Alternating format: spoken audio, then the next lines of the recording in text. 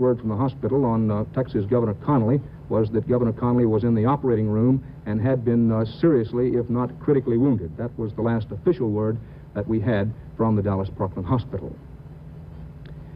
As you may know by this time, President Kennedy was shot as he took part in a motorcade which was driving him to the Dallas Trade Mart, which is a big meeting center located just a short way from downtown Dallas.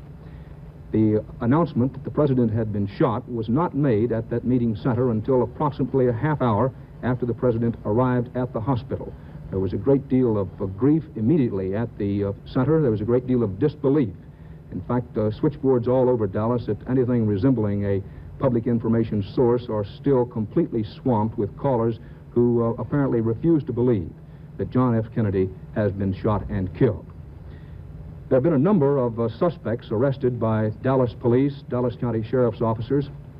One of the suspects was a 25-year-old white youth. He was the first one arrested. He was in the vicinity of a multi-story building near the scene where President Kennedy and Texas Governor Connally were shot. On the 4th or 5th floor, it has never been completely determined on which floor, of that building, 4 empty cartridges were found. Police immediately ringed that building. They also ringed a 3 or 4 block area around that building, believing that the assassin had fired his shots from the building. A 25-year-old white man was arrested either in or near that building and taken to the Dallas County Sheriff's Office as a suspect. However, our latest report from the Sheriff's Office is that that 25-year-old man is not considered a good suspect. Just a short while ago, near a downtown Dallas theater, a 30-year-old white man was arrested. He had on his person a weapon. At this time, we are not exactly certain as to what kind of weapon it was. It has been reported that a .30 caliber weapon was the one used to kill President Kennedy and to wound Governor Connally. That has not been confirmed. Whether or not the man arrested a few minutes ago at a downtown Dallas theater had on his person a .30 weapon has not yet been confirmed. But the fact is that a 30-year-old white man, meeting the description of one for whom an all points alert was put out shortly after the shooting, has been taken into custody in downtown Dallas. In just a moment, we hope to have the films from the shooting scene just after the shooting occurred by CBS cameraman Tommy Cravens. But while we see if that film is ready and can be shown to you, let's switch back to CBS News headquarters in New York. There is considerable controversy that has gone on over a good number of years that is going to come up again now under tragic circumstances as to what number should be given to the new President of the United States, Lyndon Baines Johnson, whether he is the 36th or the 37th President of the United States, even as it was debated whether Kennedy properly the 35th or the 36th President. This all stems from the fact that Grover Cleveland served split terms as President of the United States. Mr. President Truman called himself the 34th President of the United States, and President Kennedy called himself the 35th, both believing that Grover Cleveland's 2 non-consecutive terms should be counted as one in counting the number of presidents, and not the total terms should be counted. So on that basis, presumably, President Lyndon Baines Johnson will consider himself the 36th President of the United States. We still, quite oddly it seems to me on this news desk, have had no word from Dallas at all as to the location of Mr. Johnson, nor as to whether or not he has indeed taken the oath of office.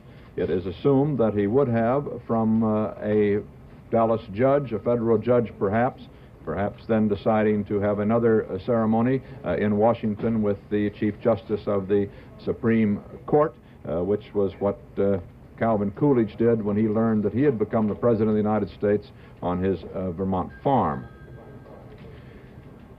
It seems almost inconceivable that this whole tragic set of circumstances has taken place in these last 3 hours only. It was 12:25 Eastern Standard Time, 11:25 in Dallas, when the shots rang out on that Dallas street, and the life of President Kennedy was snuffed out. We now learn that Vice President Johnson is expected to be sworn in as president aboard an airliner before flying back to the nation's capital. The White House says that Mrs. Kennedy will return to Washington late today to be with the children, Caroline 6 and John Jr., who will be 3 next week. We have word from Dr. Malcolm Perry, the surgeon at Parkland Hospital who attended President Kennedy, who says that when he arrived at the emergency room, I noticed the president was in critical condition with a wound of the neck and head. When asked if possibly the wounds could have been made by 2 bullets, he said that he did not know. He said that immediate resumptive measures were taken, and Dr. Kemp Clark, the chief of neurosurgery, was called along with several other members of the staff. Dr. Perry says they arrived immediately, but at this point the president's condition was critical and moribund. A tracheotomy was performed to assist the president's breathing. That's a throat operation. The doctor said an oxygen machine was used, and blood and fluid also were administered. All of this, obviously, to no avail. The president died 25 minutes after the shooting at 1 o'clock Eastern Standard Time. Shortly after the news of the president's death, CBS News correspondent Bernard Eisman went out into the streets of New York, and here is his report. As the news of his death spread through the city, to those who hadn't heard it or had heard only the first fragmentary reports, even this street, which is normally so loud you can't hear yourself talking to another person, acquired a stillness that it's never known. Wherever there was a radio or a television set, people gathered to listen. Can you tell me what your first reaction was, ma'am, when you... Tragedy that ever happened to this country since President Lincoln. How about you, sir? I couldn't believe it, that's all. I just couldn't believe it. And you, sir? What was your... I didn't believe it. I didn't believe it. Who do you think would do something like this? I don't know. I can imagine in a way. I can imagine. How about you, sir? Well, I feel very bad, that's all I can say. Can you imagine who would do something like this, sir? Well, I don't think anybody in their right mind. I think this is a terrible thing for our country, not only for our country, but for the entire world. I mean, after all, one does realize that we are striving for peace at the present time, and a thing like this, well, it's just an utter tragedy. You, sir, do you think that this indicates some sort of an illness in America today? I don't understand so much, sir. Thank you very much. Have you been thinking about what's happened in the last few hours, sir? Yes, I have, and I'm deeply shocked. I'm ashamed this sort of thing can happen in America. And how about you, sir? Have you had any... What are your first reactions to a tragedy of this sort? My first reaction, sir, is that I hope these Southerners, these radicals, have satisfied they got their pound of flesh and killing a man as good as that. Are you certain that it is right-wing radicals or people who oppose the president so desperately that they would do something like this, who committed this act? Yes, sir. Could be no one else. Someone who do this must be mentally deranged. No clear-thinking human person would ever think of doing something like that. How about you, sir? What was your first reaction? Well, my first reaction was I was terribly shocked. I couldn't believe that it really happened. But I disagree with this man about it being a right-wing radical. It could have been communist, I think, probably something like that. And how about you, ma'am? What? We were all crying in my place, all crying. You look as though you've been crying. Is that how it struck you first? Yes. How did you hear about it? Well, with the radio in my place, and they told us. And did all of the people in the office cry? Yes. And the office then was let go and sent home? Yes. And how about you, sir? What reaction do you have? How do you feel after a thing like this has happened? Disgust. Really. Disgust with... The first films taken in the motorcade just after the assassination shots were heard. Dan Rather has that story in Dallas, Texas.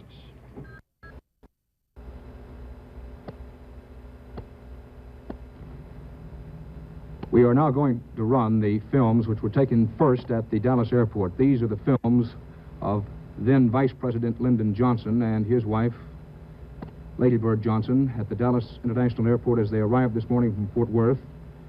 Here is the late President John F. Kennedy and Mrs. Kennedy coming down the ramp at the Dallas airport. These films were taken slightly less than an hour and a half before President Kennedy was shot and killed in a motorcade in downtown Dallas.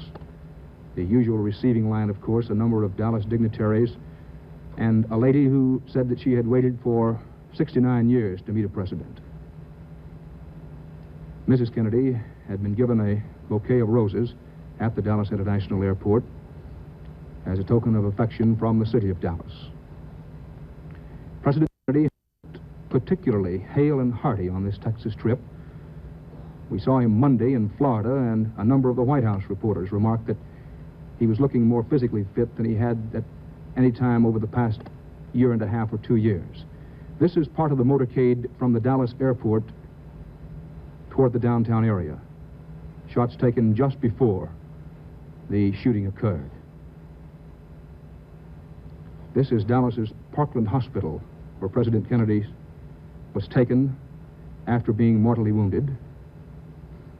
The president reportedly was alive when he reached the hospital, but he died a short time after arriving at the hospital. Some efforts were made when the presidential party first arrived at the hospital to keep pictures from being taken. The roses that Mrs. Kennedy had carried earlier were on the back seat of the automobile in which the president was shot. Now, these are scenes at a building across the street from the scene where President Kennedy was shot. Police immediately ringed this building. It's believed that the assassin was in this same building on either the 4th or 5th floor. Some empty cartridges have been found in that building. Witnesses said they believed 3 or 4 shots were fired. 4 empty cartridges were found in the building, which had been ringed by police. A number of suspects were picked up immediately. Practically anyone in the area who even gave a hint of looking suspicious was picked up. Considerable confusion in the immediate vicinity. Right there was the spot where the president was shot. This is part of the police contingent arriving to surround the building. Police thought they might be able to catch the assassin still in the building. They were unsuccessful in that. Police were heavily armed. They ringed not only the building, but about a 3-block area around this building, which, as I say, is located directly across from where the president was shot. This is practically the spot on the street where the president was shot. These pictures were taken just after the president had been taken to a hospital. Police made a systematic search of the building. They found no weapon. Up there on the 4th or 5th floor, perhaps out of one of those open windows, is where the assassin of President Kennedy is believed to have fired the fatal shots. We have no further information as yet from the hospital on the condition of Texas Governor John Connally, who was riding with President Kennedy and who also was critically wounded. Our last report from Parkland Hospital was that Governor Connally was in the operating room, that he was still alive but was in critical condition. Walter, you mentioned a short while ago that it was difficult to understand why we had not been appraised of the whereabouts of Lyndon Johnson, who will, of course, step up to the presidency in light of the tragic death today of John Fitzgerald Kennedy. We are in direct contact with Parkland Hospital. We're also in direct contact with Dallas Police and the FBI. We have a reporter with the Secret Service agents, and the word from all sources is that Mr. Johnson, his whereabouts are being kept secret for security reasons. If anyone knows where Mr. Johnson is, it is not us at this moment. Thank you, Dan. Thank you, Dan. As a matter of fact, we just got the word from our reporters out there at the airport, bypassing you just as you were on the air at that last moment, that Lyndon B. Johnson has been sworn in as the President of the United States.